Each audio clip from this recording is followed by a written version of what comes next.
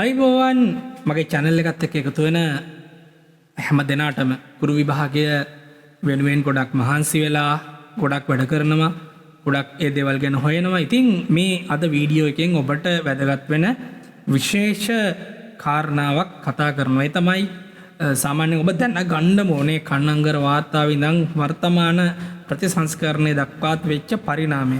මේක ගැන ඔබට අවබෝධයක් නොතිබිලා බෑ.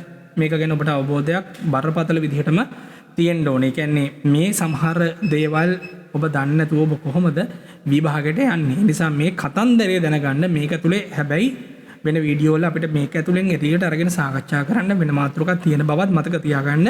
එහෙම නැත්නම් හිතන්න එපා මේකේ චුට්ටයි නිකන් වෙන්නේ නැහැ. මේක දැනගන්න මේ කතන්දරේ. ඊට පස්සේ අපි ඊළඟ වැඩේට යමු. හරි. එහෙනම් මම මෙන්න මේ විදිහට කතාව පටන් ගන්නම්. සාමාන්‍යයෙන් අපේ රටේ නිදහස් අධ්‍යාපනය නිකම්ම අපිට ලැබිච්ච දෙයක් නෙමෙයි. ඒක පිටිපස්සේ විශාල අරගලයක් ඒ වගේම විද්‍යාත්මක සැලසුමක් තියෙනවා. අද මම ඔබට 1943 කංකර මහත්තයාගේ වාර්තාවේ ඉඳන් කලින් කිව්වා වගේ මේ වෙද්දි තියෙන මේ ප්‍රතිසංස්කරණ වෙච්ච සියලුම දත්ත එකම තැනකට ගෙනවා. එතකොට ඔබ ගුරු විභාගය ලියනවා නම් මේ වීඩියෝ එකෙන් පස්සේ ඔබට වෙනත් පොතක් බලන්න අවශ්‍ය වෙන්නේ නැති තරමට මම මේකේ මේ කාරණා ගොඩක් ඇතුළත් කරලා තියෙනවා.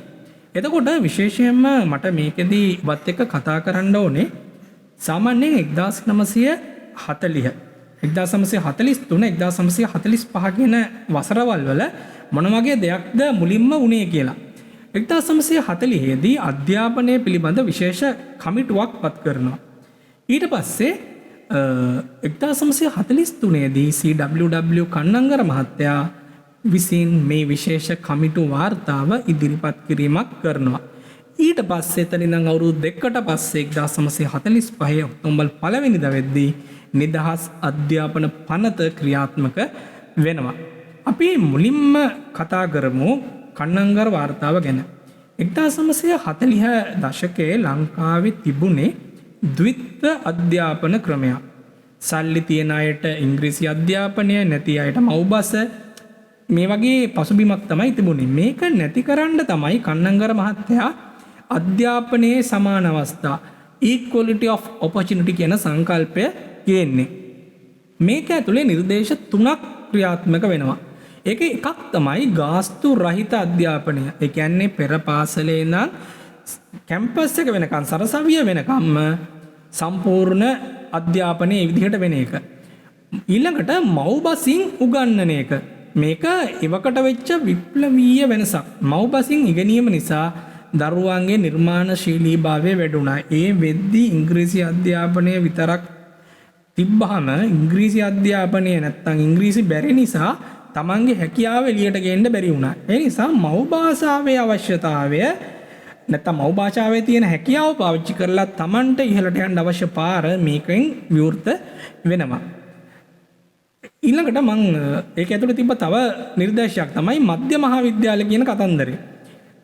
ඔහු කිව්වා ගමේ දරුවටත් රාජකීය ශාන්ත තෝමස් වගේ ඉස්කෝලවල තියෙන පහසුකම් ලැබෙන්න ඕනේ කියලා. ඒක අනුව තමයි මධ්‍ය විද්‍යාල 54ක් ආරම්භ වෙන්නේ. පළවෙනි එක මිනුවන්ගොඩ මධ්‍ය මහා විද්‍යාලය. මේකට අමතරව දරුවන්ට නොමිලේ කෑම පවා ලැබෙනවා. පසු කාලේ මේක විධිමත් වෙලා පෙළපොත් වර්තමානයේ අපි දකිද්දී අර මුළු ප්‍රයිමරියටම කෑම දෙන තැන දක්වාම සෑම පාසලකම දෙන තැන දක්වාම වර්ධනය වෙනවා. මොකද මේක හරි වැදගත් දෙයක්. මොකද පොඩි මාකටිං පාරකුත් එතන තිබ්බා. මොකද අධ්‍යාපනය ගන්න සමහර ළමයින්ට එන්න සමහර දෙමව්පියන්ට දෙන්න කෑම වෙල නැහැ. බඩගින්න ඉගෙන ගන්න බෑ දරුවන්ට. එතකොට මේකේ පසුබිමක් එක්ක තමයි ඔය ඉස්සර මම අහලා තියෙනවා බනිසුයි කිරි වගේ දේවල් දීලා තියෙනවා. මේක මොකක් හරි කන්න දෙන්න එපාය. එතකොට ඒ නිසා මේකත් එක්ක අර බඩගින්න ඉන්න දරුවන්ට මම කියන වර්තමානෙත් එහෙමයි. ගොඩක් දුප්පත් පවුල් වල දරුවෝ ඇවිල්ලා උදේට කාලා සතුරු වෙලා ඉගෙනගෙන යනවා. සමහරට ගේන්නේ ඉස්කෝලේ හම්බෙන බත් ටික විතරයි තියෙන්නේ. දවල් වෙනකන් නැත්නම් රැ වෙනකන්.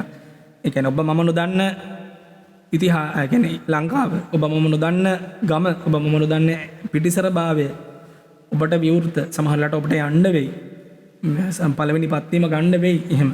ඒක හැටි. ඒ කියන්නේ ඒක දැනගෙන යන්න ඕනේ. මොකද අපිට ගෙවල් ළඟ ඉස්කෝලේ මුලින්ම දෙන්නේ නැහනේ. මේ වගේ මිනිස්සුන්ට නැත්නම් පොඩි දරුවන්ට උගන්වන එක ඔබට මහ පිනක්. ඒක වෙනම එකක්. ඔබේ දරුවට දවසක ආශිර්වාදයක් වේවි. ඔබ මේ අත තියෙන දේ. ඉතින් මම අමතරව නිකන් කිව්වේ අවබෝධයක් ඇතුව මේ ගේම් එක අපි ගහන්න ඕනේ. එතකොට තව මම ඔබට කතා කරන්න බලාපොරොත්තු වෙන කොටසක් තමයි ඉස්සරහට අවුරුදු ගාන ඉස්සරහට එද්දී 1960 61 විතර වෙද්දී තව ලස්සන කතන්දරයක් වෙනවා. ඒ තමයි පාසල් රජයට පවරා ගැනීම සහ දේශීයකරණය කියන කතාව. ඕකෙදී 1960 අංක 5 දරන පනත ආධාර ලබන පාසල් රජයට පවරා ගැනීම. ඊළඟට 1961 දී අංක 8 දරන පනත සියලුම පාසල් පාලනය රජයට ගැනීම. මේකෙදී මෙන්න මේ වගේ පසුබිමක් ඇතුව තමයි වෙන්නේ. කන්නංගර මහත්තයා පදනම දැම්මට පස්සේ ඊළඟ ලොකුම වෙනස වෙන්නේ මෙතනදී මං කිව්වා වගේ. ඒ වෙනකොට ගොඩක් ආගමික සංවිධාන පාසල් පාලනය කරා. මොකද ඔය බටහිර ජාතිකයින්ගේ කාලේ තමයි ලංකාවේ ගොඩක් ප්‍රසිද්ධ අධ්‍යාපනය තිබුණේ. ඒ කියන්නේ ඒක ආගමික සංවිධාන තමයි පරිපාලන කටයුතු කරේ. එතකොට මෙහිදී අර ලංකාව පුරා ඒකාකාරී ජාතික අධ්‍යාපන පද්ධතියක් තිබ්බේ නැහැ. එතකොට රජයට උවමනා වෙනවා මොකද්ද? ලංකාව පුරා ඒකාකාරී ජාතික අධ්‍යාපන පද්ධතියක් හදන්න. ඒ නිසා යම්කිසි පෞද්ගලික පාසල් කීපයක් රජයට නොදී ස්වාධීනව පවත්වා ගන්න ඒගොල්ලෝ තීරණය කරනවා. සාමාන්‍යයෙන් උදාහරණ විදිහට ගත්තොත් ගාස්තු අය නොකරන පුද්ගලික පාසල්. ඉතින් ඒ වගේ ඇරෙන්න අනිත් ටික රජයට ගන්නවා. නිසා අර කලින් මම කිව්වා වගේ බලාපොරොත්තුව තිබ්බ ලංකාව පුරා ඒකාකාරී ජාතික අධ්‍යාපන පද්ධතියක් එහෙම නැත්නම් නැෂනල් এডুকেෂන් සිස්ටම් එකක් හැදෙනවා. ඊළඟට 1972ට එද්දී ඒ වගේම 1981ට එද්දී තවත් පරිවර්තන මේ අධ්‍යාපන පද්ධතිය ඇතුලේ වෙනවා. එතනදී 1972 දී වෘත්තීය විෂයන් ඇතුළත් කිරීම සහ NCGE විභාගය මෙතන ඇතිවීම සිදු වෙනවා. ඒ වගේම තමයි 1981 දී අධ්‍යාපන දවල පත්‍රිකාව නැත්නම් white paper on education කියන එක ඇති වෙනවා. 1972 විෂය නිර්දේශයට වෘත්තීය තාක්ෂණික විෂයන් ඇතුළත් කරලා අධ්‍යාපනය කියන්නේ ජීවනෝපාය සමග බද්ධ කරන්න උත්සාහ කළා. ඒ වුණාට 1981 දවල පත්‍රිකාව තමයි වඩාත්ම වැදගත් වෙන්නේ. මේකෙන් තමයි ගුරු සේවා ව්‍යවස්ථාව අධ්‍යාපන පරිපාලන සේවය සහ විවෘත විශ්වවිද්‍යාල වැනි ආයතන බිහි වෙන්න පදනම වැටෙන්නේ. පදනම. ඒ වගේම පාසල් පොකුරු ලෙස බෙදලා සම්පත් කළමනාකරණය රිසෝස් මැනේජ්මන්ට් කියන එක ඇති කරන්න නැත්නම් ඒ පදනම මූලික අදහස එන්නේ මෙතනින්. ඊළඟට තව ලස්සන දෙයක් වෙනවා 1997 දී නව අධ්‍යාපන ප්‍රතිසංස්කරණත් එක්ක. මෙතනදී සාමාන්‍යයෙන් ගත්තොත් මෙන්න මේ වගේ කතන්දරයක් සිද්ධ වෙනවා. මොකද්ද නිපුණතා පාදක අධ්‍යාපනයක්. ඒ කියන්නේ competency based education එකක් හැදෙනවා. ඒ වගේම පංචවිධ නිපුණතා හඳුන්වලා දෙනවා. එතකොට දැන් අපි කතා කරගෙන යන විදිහට ගුරු විභාග වලට වැඩිපුරම අහන කොටසක් තමයි මේක. මේක ඔයා ඔළුවට ගන්න ඕනේ. මම පස්සේ ලස්සනට මේක විස්තර කරනවා. දැනට මේ පරිණාමය තුලේ මෙහෙම දෙයක් වුණා කියන එක දැනගන්න. 1997 දී අපේ අධ්‍යාපනය ගුරුවරයාගෙන් අයින් වෙනවා. ශිෂ්‍යයාට එනවා. ඒ කියන්නේ ශිෂ්‍ය කේන්ද්‍රීය, ගුරු කේන්ද්‍රීය නෙමෙයි. ගුරුවරයා සෙන්ටර් එක විදිහට නෙමෙයි. ශිෂ්‍යයා මතට නැත්නම් ශිෂ්‍යයා විසින් තමයි වැඩේ වෙන්න ඕනේ. ශිෂ්‍යයා ස්කිල් ඇතු කරගන්න ඕනේ. නැත්නම් ඒ ශිෂ්‍යයා නිපුණතාවය ඇති කරගන්න ඕනේ. මේකදී අඳුන්වලා දෙනවා පංචවිධ නිපුණතා කියලා එකක්. මේක මතක තියාගන්න ඕනේ. මේක මෙතන මම කියන්නම්. නමුත් මම පස්සේ ආපහු සවිස්තරාත්මකව මේවා පිළිබඳ විස්තර කිරීමක් කරනවා. මේ පංචවිධ නිපුණතා පහ තමයි සංනිවේදනය පිළිබඳ නිපුණතාවය. දෙවෙනි එක තමයි පරිසරය පිළිබඳ නිපුණතා. 3 සදාචාරය හා ආගම පිළිබඳ නිපුණතා. 4 විවේකය සහ ක්‍රීඩාව පිළිබඳ නිපුණතා. 5 වෙනි එක ඉගෙනීම පිළිබඳ නිපුණතා. ඒක ලස්සනයි. ඉගෙන ගන්නවා. මේ කාලයේදී තමයි පාසල් පාදක ඇගීම නැත්නම් SBA කියන එක හඳුන්වලා දෙන්නේ. ඒ කියන්නේ වාර විභාගයට අමතරව පන්තියේ වැඩවලට ලකුණු දෙන ක්‍රමය. එතකොට මේ වෙනකන් ඒ කියන්නේ මම මේ කතා කරපු 1997 වෙනකම් ඒ කියන්නේ පුදුම සහගත වූ අධ්‍යාපන පරිවර්තන සිද්ධ වෙනවා. එතකොට මේ කොටස වෙනකම් මේ වෙනකම් බරපතල විදිහට මේවා ගැන සමාජයේ පදනමක් වැටුණා, ශක්තිමත් වුණා. ඒ කියන්නේ මේවා නිකම් මෙහෙම ආවේ නෑ. මං කිව්වේ මේ පදනම මෙහෙම ආවේ නෑ. ප්‍රශ්න ආවා. ඔය කන්නංගර මහත්තයා ඒ කාලේ ඔය ප්‍රතිසංස්කරණ ගෙද්දී මිනිස්සු බලාගෙන ඉන්න ඇති. හෙනට කැමති වෙන්න ඇති. දැන් අද පේනවනේ මෙතනදී මේ පොදුවේ ගත්තාම සමස්ත රජය කියන්නේ මේ පවතින මං කියන්නේ දේශපාලනික නෙමෙයි සමස්ත වර්තමාන රජයන් ගොඩක් උනන්දු වුණා මොඩල් සිස්ටම් එකට යන්න. එතකොට මේක ස්ථාපිත කරද්දී සාමාන්‍යයෙන් අපි මොකද්ද කියන්නේ විරෝධතා එනවා. මොකද තියෙන සිස්ටම් එකට අනුගත වෙච්ච අවුරුදු ගාණක් තිස්සේ ස්ථාපිත වෙච්ච අධ්‍යාපනය තියෙනවා. මේ අධ්‍යාපනය ටිකක් ළමින්ගෙන් විභාග බර අයින් කරලා සැහැල්ලු කරන්න ඒ වගේම ස්කිල් එක වැඩි කරන්න තමයි මේ ගොඩක් දේවල් ගේන්නේ. මොකද ඔය මොඩියුල් සිස්ටම් එක ගැන ලොකුවට බය වෙන්න මොකක්වත් කතන්දරයක් නැහැ. ඕක මේ වෙදී ලෝකේ ක්‍රියාත්මක වෙන දෙයක්. අත්හදා බලන්න ශ්‍රී ලංකාව කරන දෙයක් නෙමෙයි. නමුත් අර සමහර වෙලාවට ප්‍රතිසංස්කරණයක් ගෙල්ල මේ රටේ ඇති කරද්දී පවතින දෙයට වෙනස් වෙන්න තියෙන අකමැත්ත ඒක එකක්.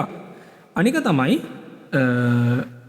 අපි කොහොමද කියන්නේ තවදුරටත් ගත්තාම මේකෙදී අර වෙනස් වෙන්න තියෙන බයත් එක්ක ඒක සැක කරන්න පටන් ගන්නවා. අපේ ළමයින්ට මේක හරියයිද කියලා. මොකද පවතින ක්‍රමේදී ගොඩ ආපු අය අලන් තින්නවා.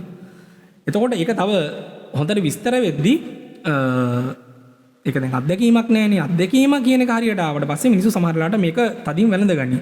ඕකේ අර හොඳම කෑල්ල තමයි ඒ රටේ මොඩල් එක මේ රටේ ඇති කරද්දී අර සමහරලාට සමාජීය සාධක කියන දේවල් තියෙනවනේ. සමාජීය සාධක කියන දේවල් ටික හරියට ස්ථාපිත කරගත්තොත් ඒ කියන්නේ අපි කියන්නේ බිම අඳුන ගන්නවා කියලා බිම අඳුනගෙන මේ වැඩ ටික හරියට කරගත්තොත් මොඩියුල් සිස්ටම් එක කියන්නේ ලෝකයේ අතිසාර්ථක ක්‍රමයක් සහ අපේ දරුවන්ට පොත් කාර්යය තියාගෙන යන්න ඕනේ නැති ක්‍රමයක්. එතකොට මේක ගැන තාම ෆයිනල් මං කියන්නේ අර නූතන ප්‍රතිසංස්කරණ ගැන කියන්න බැරි මේ මොහොතේත් වෙනස් වෙමින් පවතිනවා. ඔබ ප්‍රවෘත්ති වල පහුගිය කාලේ ලොකුවට ඒක දැක්කා.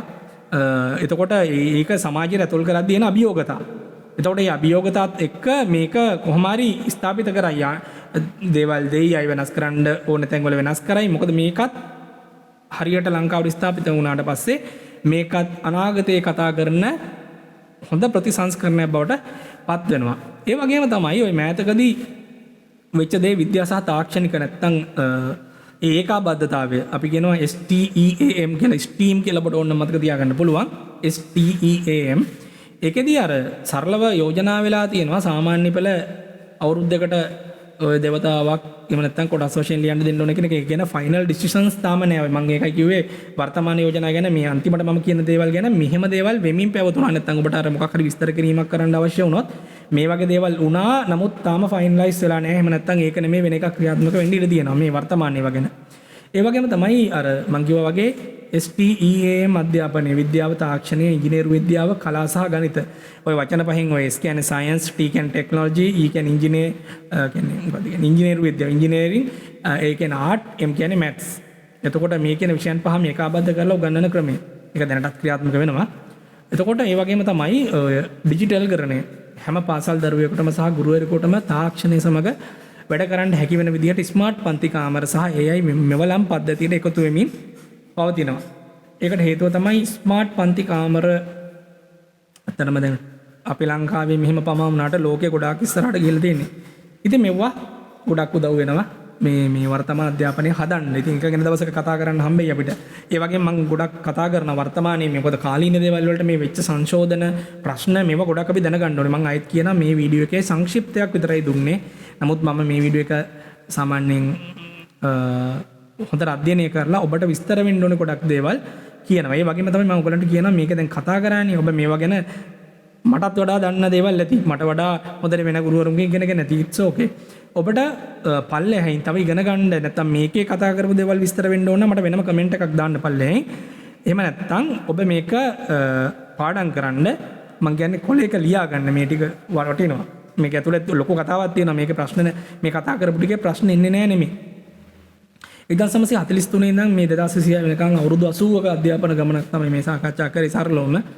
කන්නංගර මහත්තයා නිදහස් අධ්‍යාපනය කියන පදනම දැම්මේ නැත්නම් අද අපිට මේ තාක්ෂණික අධ්‍යාපනය ගැන කතා කරන්න වෙන්නේ නැහැ. විභාගයට එන මතක තබා යුතු කරුණු 1943 වාර්තාව 1960 පවරා ගැනීම 81 දවල පත්‍රිකාව 97 නිපුණතා පහ ඔය ගොඩක් ශිෂ්‍ය කේන්ද්‍රීය අධ්‍යාපනය කියන කතා අපිට ගොඩක් තියෙනවා. ඉතින් බලන්න. ඉතින් අපි ඒව ගැන කතා කරමු. මම විශ්වාස කරනවා ඔබට මේකේ ඔබ නොදැන හිටපු බොහෝ දේවල් දැනගන්න හම්බෙන්න ඇති. ඉතින් මට කරන උදව්ව තමයි ලයික් එකක් දාලා කමෙන්ට් එකක් දාලා ෂෙයා කරන එක. තව කෙනෙක්ට බලන්න ෂෙයා කරන්න. එතකොට මටත් මොටිවේෂන් එකක් එනවා. මොකද මම සල්ලි ගන්න නැතුව ගන්නන්නේ. ඉතින් මට සල්ලි වැඩක් නෑ. කෙනෙක් ගොඩ යන්න ඕනේ. ඉතින් channel එකක් කරනවා. ඔබට දෙන්න ඕනේ හින්දා. ඉතින් මට ඒ උදව්ව ඔබ කරන්න. එතකොට මට තවත් මම මොටිවේට් වෙලා ගොඩක් දේවල් ඔබට දෙයි. ඉතින් එහෙනම් ඔබට ඊළඟ වීඩියෝ එකෙන් හම්බ වෙනකන් සුබ දවසක් ප්‍රාර්ථනා කරනවා.